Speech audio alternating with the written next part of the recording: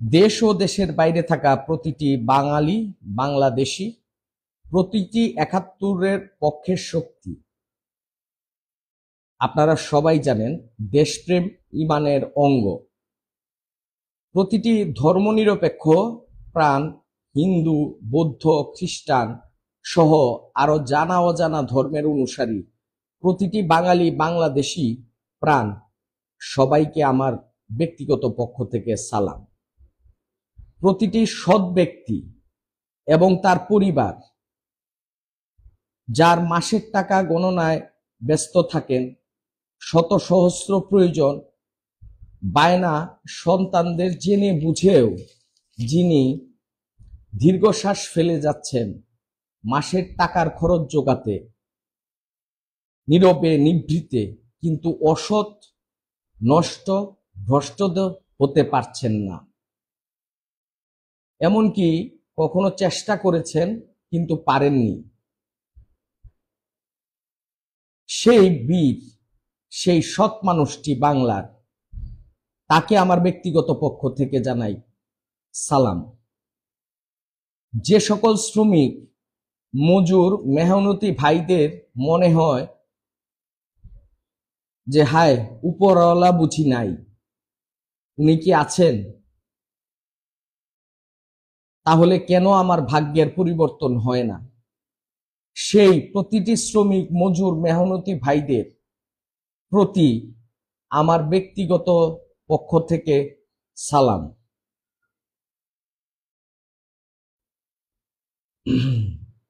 যে মানুষটি সম্পদের দিকে কোনো ক্ষমতাবানের চোখ ছিনিয়ে নিতে চান, তার সম্পদ দিতে চান না, তার সম্পদের অধিকার, যেখানে মানব আইন বারবারই মুখ থুবড়ে পড়েছে, সেই প্রতিটি ভাইয়ের জন্য আমার ব্যক্তিগত পক্ষ থেকে সালাম। আমার এই লাইভটা আজকে দীর্ঘ হতে পারে, কারণ কখন জেলে চলে যাই বা কি হয় তা জানা নাই। তাই না বলা কথাগুলো, আদর্শগুলো বলে অপেক্ষায় থাকি এক নিরাপত্তাহীন বাংলাদেশে, এক সবুজ শ্যামল বাংলাদেশের স্বপ্নে, যেখানে নতুন বাংলাদেশের নতুন সূর্য উঠবে, নতুন ভোরের আলোয় শিশু কিশোররা মেতে উঠবে, রাষ্ট্র সকল নাগরিককে দিবেন নিরাপত্তা, এই আশা এবং প্রত্যাশায়।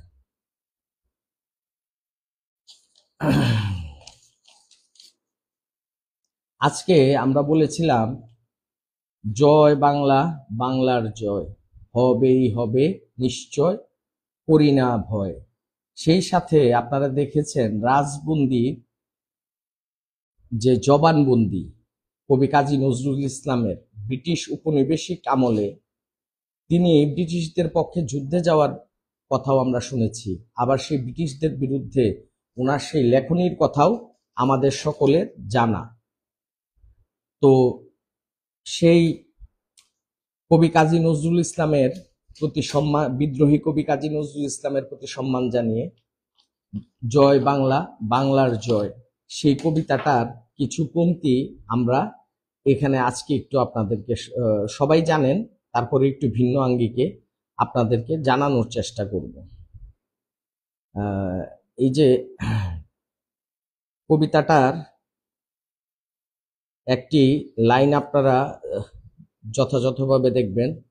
জয় বাংলা, বাংলার জয়, জয় বাংলা, বাংলার জয়, হবে হবে হবে হবে নিশ্চয়, কোটি প্রাণ একসাথে জেগেছে অন্ধরাতে, নতুন সূর্য ওঠার এই তো সময়, জয় বাংলা, বাংলার জয়, জয় বাংলা, বাংলার জয়। এরপরের লাইনটা সবাই গুরুত্ব সহকারে শুনবেন। বাংলার প্রতি ঘর ভরে দিতে চাই মোরা অন্নে, আমাদের রক্ত টগবগ দুলছে মুক্তির দীপ্ত তারুণ্যে, বাংলার প্রতি ঘর ভরে দিতে চাই মোরা অন্নে, আমাদের রক্ত টগবগ দুলছে মুক্তির দীপ্ত তারুণ্যে, নেই ভয় হয়ে হোক রক্তের প্রচ্ছদপট, হয় হোক রক্তের প্রচ্ছদপট, তবু করি না করি না করি না ভয়, জয় বাংলা বাংলার জয়। এই প্যারাতে একটি কথা এসেছে, দেশের মানুষের জন্য বাংলার প্রতি ঘরে ভরে দিতে চাই মোরা অন্য, যেখানে কারো কোনো খাদ্য অভাব থাকবে না। মাননীয় প্রধানমন্ত্রী শেখ হাসিনা কিছুদিন আগে বলেছেন, আবার যদি ফিরে আসি প্রতিটি ঘরে আমরা অন্যের ব্যবস্থা করব, শুধু সেই মেহনতি মানুষদের অন্যের ব্যবস্থা করব। সেই কথাটি এই কবিতায় উঠে, এই গানটিতে উঠে এসেছে। এরপরে যদি আপনারা দেখেন, অশোকের ছায়ে যেন রাখালের বাঁশরি হয়ে গেছে একেবারে স্তব্ধ, চারদিকে শুনি আজ নিদারুণ হাহাকার আর ওই কান্নার শব্দ, শাসনের নামে চলে শোষণের সুকঠিন যন্ত্র, বজ্রের হুঙ্কার শৃঙ্খল ভাঙতে সংগ্রামী জনতা অতন্দ্র, আর নয় তিলে তিলে বাঙালির এই পরাজয়, তিলে তিলে বাঙালির এই পরাজয়, আমি করি না করি না করি না ভয়, জয় বাংলা বাংলার জয়। এই লাইনটাতে আপনি দেখবেন, শাসনের নামে চলে শোষণের সুকঠিন যন্ত্র। আজকে চলছে শাসনের নামে শোষণের সুকঠিন যন্ত্র? যদি চলে থাকে তাহলে সবাই একবার বলুন, জয় বাংলা জয় বঙ্গবন্ধু। যদি শাসনের নামে চলে শোষণের সুকঠিন যন্ত্র, কিন্তু আমরা সেখান থেকে কিভাবে বের হয়ে আসব সেই কথাও বলা হয়েছে। বজ্রের হুঙ্কারে শৃঙ্খল ভাঙতে সংগ্রামী জনতা অতন্দ্র, তার মানে বাংলাদেশে যতবার শাসনের নামে চলে শোষণের সুকঠিন যন্ত্র, ঠিক ততবার বজ্রের হুঙ্কারে শৃঙ্খল ভাঙতে সংগ্রামী জনতা অতন্দ্র। এখানেই সেই বক্তব্য পোষণ করা হয়েছে, যেমন মাননীয় প্রধানমন্ত্রী শেখ হাসিনা বলেছিলেন, তোমরা যেখানে আছো সেখান থেকে যে কেউ কথা বলো, দেশের ভিতর থেকে কথা বলো। আর এরপরের লাইনটি দেখেন, তিলে তিলে বাঙালির এই পরাজয়, আমি করি না করি না করি না ভয়। তিলে তিলে বাঙালি মানে বাঙালি তিলে তিলে তিলে তিলে বাঙালি এই পরাজয় বরণ করে আসছে। এটা আজকে থেকে না, 250 বছরের শাসন শোষণ, যে স্বাধীনতা এসেছে বঙ্গবন্ধু শেখ মুজিবুর রহমানের সেই দীপ্ত কণ্ঠ থেকে, তারপর থেকে আজ অব্দি পর্যন্ত আমাদের সত্যিকার অর্থে আমাদের যে স্বপ্ন থাকে, স্বপ্নগুলো সবসময় ভেঙে গেছে। তথাপি মাননীয় প্রধানমন্ত্রী শেখ হাসিনা বারবারই নিশ্চিত করার চেষ্টা করেছেন এদেশের স্বাধীনতা, এদেশের সাধারণ জনগণ, সেই মেহনতি মানুষের একটু ভাতের খোঁজ। তাই আপনাকে অনুরোধ করে বলবো, এই গান এটা কোনো গান নয়, এই গান এ জাতি সত্তা, এ জাতি যতবার বিপদে পড়েছে ততবারই এমন গান বেজে উঠেছে। আপনারা শেষের দিকে একটু দেখবেন, আমি একটা লাইন করে শর্ট করে দিচ্ছি। বারবার ঘুঘু এসে খেয়ে যেতে দেব না কো আর ধান, বারবার ঘুঘু এসে খেয়ে যেতে দেব না কো আর ধান, বাংলার দুশ্মন তুষামদি চাটুকার সাবধান সাবধান সাবধান। আবার দেখেন, আমার সাথে সাথে সবাই যেখানে আছেন তারাও একটু গেয়ে উঠেন। সবার কাছে আমার বিনীত অনুরোধ থাকবে, সবাই আমার সাথে এই লাইনটা গেয়ে উঠবেন। বারবার ঘুঘু এসে খেয়ে যেতে দেব না কো আর ধার, বাংলার দুশ্মন তুষামদি চাটুকার সাবধান সাবধান সাবধান। ঠিক হ্যাঁ, আমরাও এই ডক্টর ইউনূস সাহেবের সরকারকে বলছি, যারা তুষামদি চাটুকার আর যারা বাংলাদেশকে ভিন্ন খাতে বাংলাদেশকে প্রবাহিত করতে চায়, পেছনের দরজা দিয়ে বাংলার মসনদে আসতে চায়, সেই তোষামোদী চাটুকারদেরকে বলছি, যারা ৭১-এর বিপক্ষের শক্তি, তাদেরকে বলছি সাবধান, সাবধান, সাবধান। এইখানে আরো কিছু গুরুত্বপূর্ণ লাইন আছে, সবগুলো লাইন যদি আমি নাও বলি, আপনাদেরকে অনুরোধ করব সবাই এই গানটি ছেড়ে সবাই শুনবেন। এর শেষে একটি লাইন খুব গুরুত্বপূর্ণ, বাঁচার মতো বাঁচতে চাই, অত্যাচারী শোষণ পীড়ন মুক্তি নাই, মুক্তি নাই। বাঁচার মতো বাঁচতে চাই, অত্যাচারী শোষণ পীড়ন মুক্তি নাই, মুক্তি নাই। আমি সবাইকে বলবো এই লাইনটা, বাঁচার মতো বাঁচতে চাই, বাঁচার মতো মানুষ আসলে কি বাঁচতে চায়? আমি যাই খাই পরি, একটু খাবারের দ্রব্যমূল্যের নিম্ন গতি, একটু আমার ব্যক্তিগত নিরাপত্তা, পারিবারিক নিরাপত্তা, পারিবারিক প্রয়োজনে যাতে সরকারি অফিসগুলো কিছুটা আমাদেরকে ছাড় দেয়, আমাদের কাজকর্মে আধা সরকারি বেসরকারি সবাই যেন একটু সহনশীল হয়, আমরা যাতে সহজলভ্যতা পাই। এই তো বাঁচার মতো বাঁচতে চাই, বাঁচার মতো বাঁচতে চাই, অত্যাচারী শোষণ পীড়ন। যখন অত্যাচারের মাত্রা তীব্র হয়ে উঠবে, তখনই কেউ না কেউ তো এই জাতিতে হুঙ্কার দিবে, আমি মুবিন, সে একজন মুবিন। আপনারা একজন মুবিনের কথা বলছেন, আমি দেখছি মুক্তিযুদ্ধের সপক্ষে শক্তি এবং ধর্মনিরপেক্ষ লক্ষ লক্ষ কোটি মুবিন আজ তৈরি হয়েছে। আজ তৈরি হয়েছে সে তার অধিকার বোঝার জন্য, আর সে তৈরি হয়েছে তার অধিকার সংগ্রাম আদায়ের জন্য। আর সে বুঝতে শিখেছে এদেশের মসনদ কারো বাপদাদার সম্পত্তি না। যদি বাপদাদার সম্পত্তি বলে থাকি, তাহলে মাননীয় প্রধানমন্ত্রী শেখ হাসিনার এদেশের প্রথম হকদার, যার পিতা এদেশকে স্বাধীনতা এনে দিয়েছিলেন। যদি কেউ মনে করে যে তার বাপদাদার দেশ, তাহলে প্রথম বাপদাদার দেশ মাননীয় প্রধানমন্ত্রী শেখ হাসিনার বাপদাদার দেশ। কিন্তু আমরা বলেছি ভিন্ন কথা, আমরা বলেছিলাম যে দেশের সবকটি মানুষের বাংলাদেশ, সবকটি মানুষের বাংলাদেশ। কিন্তু তারা যখন বলে উঠবে, তারা নিজেদের এই দেশকে যখন ভাববে তারা বাপদাদার বাংলাদেশ, তখন তাদেরকে জেনে নিতে হবে অবশ্যই শেখ মুজিবের বাংলাদেশ, অবশ্যই শেখ হাসিনার বাংলাদেশ। প্রিয় ভাইয়েরা, আমি কারো ফেসবুকে মন্তব্য করছি না, কিন্তু তারপরও এদেশের কিছু মানুষ আছে যাদের অনেক চুলকায়, তারা তাদের চুলকানিগুলো আমার পেজে আমার বক্তব্যের সাথে এসে দেন।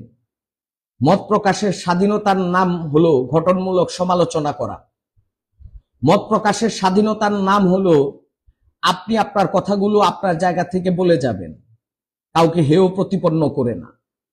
কিন্তু যখন হিংসার বিষ বাষ্পে আপনি ছড়ান, তখন প্রধানমন্ত্রী শেখ হাসিনা বলে দেয় সবাইকে সাইজ করব।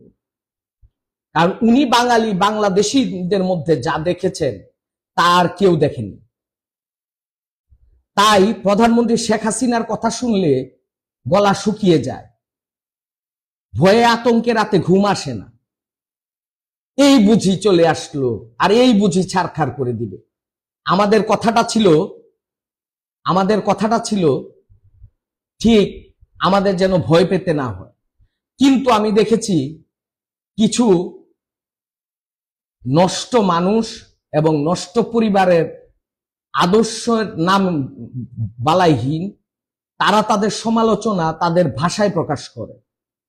এদের কেউ কেউকে, একজনকে আমি আজকে বলেছি যে তোমার সাথে ওয়াদা রইল যে অবশ্যই তোমার সামনে আমার দেখা হবে, এবং আমি বলছি তুমি তোমার জায়গা থেকে তুমি তোমার দলের কথা বলো, তুমি তোমার বাবার কথা বলো, তোমার যেই বাবার আদর্শ তুমি লালন করবা সেই বাবার কথা বলো। তোমাকে আমি বলি নাই আমার আদর্শিক ব্যক্তিদের এখানে এসে তোমার ওই কটু মন্তব্য করা। আর যদি গঠনমূলক বক্তব্য থাকে, প্রতিটি গঠনমূলক মত প্রকাশের স্বাধীনতাকে আমি সম্মান করি, এবং যারা আমার বক্তব্যে মন্তব্য করবেন, নষ্ট মন্তব্য করবেন, তারা জেনে রাখবেন তারা মুক্তিযুদ্ধের বিপক্ষের শক্তি এবং তাদের পরিচয়টা কি। বাংলাদেশ আওয়ামী লীগের প্রতিটি কর্মী সমর্থক তাদের পরিচয় জানে এবং অবশ্যই তারা যেন এর সঠিক জবাব দেয়।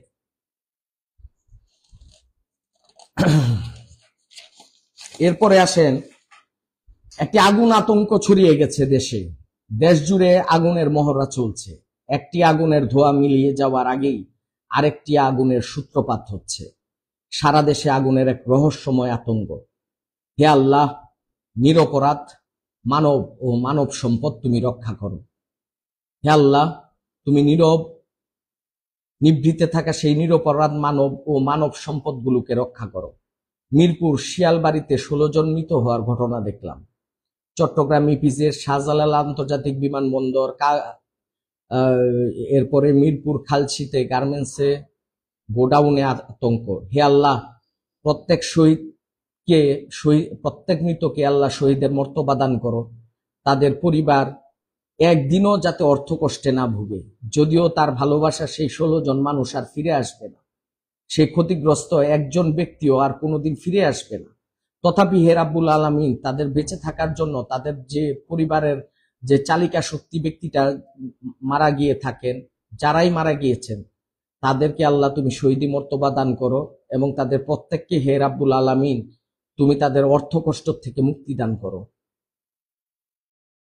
এবং এই যে আপনারা দেখবেন এইখানে মিরপুরের আগুনের কথা বলা হয়েছে, ফায়ার সার্ভিস সর্বোচ্চ চেষ্টা করেছে। তদন্ত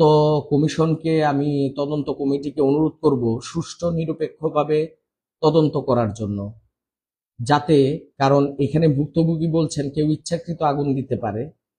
তাই আমি বলবো আপনারা সবার কাছে অনুরোধ থাকবে তদন্তকারী কর্মকর্তার নিকট আপনি পুঙ্খানুপুঙ্খ সঠিকভাবে তদন্ত রিপোর্ট পেশ করবেন এবং কারো পক্ষে যাবেন না, কারো পক্ষে আপনি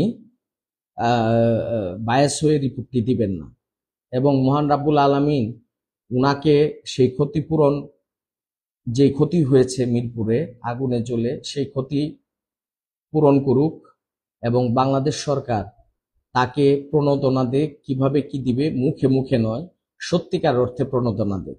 এদেশের অনেক মানুষ দেখেছে, অনেক সময় অনেক প্রণোদনা এসেছে, কিন্তু দেশের সাধারণ মানুষের কাছে এই প্রণোদনা এসে পৌঁছায়নি। কিন্তু প্রকৃত অর্থে এবারের প্রণোদনাটা তার হাতে পৌঁছুক। তার যে ক্ষতি হয়েছে সেই ক্ষতি যেন উনি মিটিয়ে নতুন করে ব্যবসা করতে পারেন, দেশের অর্থনৈতিক শক্তিকে আরো সামনের দিকে নিয়ে যেতে পারে। একজন প্রথিতযশা কিশোরগঞ্জের সাংবাদিক, আমি নাম বলবো না, উনি বলেছেন বাংলাদেশ আওয়ামী লীগের কাছে আমি নাকি স্বীকৃতি। প্রবীণ প্রথিতযশা সাংবাদিক, উনাকে আমি যথেষ্ট সম্মান করি এবং উনি স্বনামধন্য সাংবাদিক। আমি বিনয়ের সাথে উনাকে অনুরোধ করে বলবো, আমি একজন কর্মী সমর্থক। মাননীয় প্রধানমন্ত্রী শেখ হাসিনা বাংলাদেশ আওয়ামী লীগের ধারক এবং বাহক। উনার ইচ্ছাই এদেশের বাংলাদেশ আওয়ামী লীগে থাকা প্রতিটি নেতা কর্মী সমর্থকদের ইচ্ছা, আর উনার নির্দেশ ব্যতীত বাংলাদেশ আওয়ামী লীগের সর্বোচ্চ পর্যায়ের নেতৃবৃন্দ, কর্মী সমর্থকবৃন্দ আমার সাথে যোগাযোগ করছেন, আমার খেয়াল রাখছেন, দোয়া করছেন, উপদেশ দিচ্ছেন, এ আমি বিশ্বাস করি না। এর চেয়ে আর বড় পথ কি? আপনার কাছে প্রশ্ন আমাদের প্রথিতযশা প্রবীণ সাংবাদিক, আপনার কাছে আমার প্রশ্ন। আর সত্যিকার অর্থে এর থেকে বড় পদই বা কি যা আমাকে বাংলাদেশ আওয়ামী লীগ দিয়েছে? তা অবশ্যই আমি বিশ্বাস করি মাননীয় প্রধানমন্ত্রী শেখ হাসিনার নির্দেশক্রমেই এ দেশের সর্বোচ্চ পর্যায়ের বাংলাদেশের আওয়ামী লীগের নেতৃবৃন্দ আমার সাথে যোগাযোগ করছেন এবং এদেশের কর্মী সমর্থকরা আমাকে তাদের ভাই হিসাবে পাশে নিয়েছেন। এর চেয়ে বড় পদ না আমি বাংলাদেশ আওয়ামী লীগের দেশরত্ন প্রধানমন্ত্রী শেখ হাসিনার কাছে আর কি বাঁচাইতে পারি? আপনার প্রশ্নের জবাব অবশ্যই পেয়েছেন। এরপরে আমার আশা সত্তরের নির্বাচনের মতো নিরঙ্কুশ বিজয় লাভ করবে বাংলাদেশ আওয়ামী লীগ। মাননীয় প্রধানমন্ত্রী, দেশরত্ন জননেত্রী শেখ হাসিনা সেই তার নির্দেশে, তারই পরিচালনায় এদেশ নিরঙ্কুশ সংখ্যাগরিষ্ঠতা আসবে বাংলাদেশ আওয়ামী লীগের। এবং সেই সাথে অনুরোধ করব বর্তমানে থাকা প্রধান উপদেষ্টা মহোদয়কে অতি শীঘ্রই মাননীয় প্রধানমন্ত্রীর সাথে যোগাযোগ করেন এবং ওনাকে দেশে ফিরিয়ে নিয়ে এসে দেশের স্থিতিশীলতা রক্ষার জন্য ওনাকে দেশে ফিরিয়ে আনুন। দেশকে ভবিষ্যৎ এক অন্ধকার গলিতে ছেড়ে দিবেন না। মাননীয় প্রধান উপদেষ্টা অতি শীঘ্রই মাননীয় প্রধানমন্ত্রী শেখ হাসিনাকে সসম্মানে দেশে ফিরিয়ে নিয়ে আসুন এবং দেশকে একটি স্টেবল বাংলাদেশে গড়ে তোলার জন্য উনার অবদান অনস্বীকার্য। আমার মতো লক্ষ মুবিন, কোটি মুবিন যারা শিক্ষক আছেন, যারা প্রফেসর আছেন, যারা এদেশের বিশ্ববিদ্যালয়গুলো পড়াচ্ছেন, সেই উঁচু মাপের মানুষরা, তাদেরও অনেকেই দলে দলে বাংলাদেশ আওয়ামী লীগে যোগ দিবেন। ৭১-এর পক্ষের শক্তি, ধর্মনিরপেক্ষ একটি স্থিতিশীল বাংলাদেশ গড়ার জন্য। এই আশা আমার এবং এই আশা বাংলাদেশের প্রতিটি মানুষের। পরিবর্তিত যে পরিবেশ বাংলাদেশের, দ্রুত কিছু হঠাৎ লাইভেও আসতে পারি, কারণ যে কোনো সময় আমার ফেসবুক বন্ধ হয়ে যেতে পারে, যে কোনো সময় আমি কোনো যদি সাবোটেজের সামনে আসি, বা যে কোনো সময় প্রশাসন, কারণ আমি কতিপয় সাংবাদিকদের দেখেছি তারাও করেছেন যে আপনার ওই যে আমাকে গ্রেপ্তারের দাবি উঠেছে। তাই আমি সবাইকে বলবো, আজানও পড়ছে, আমি শেষ করে দিব।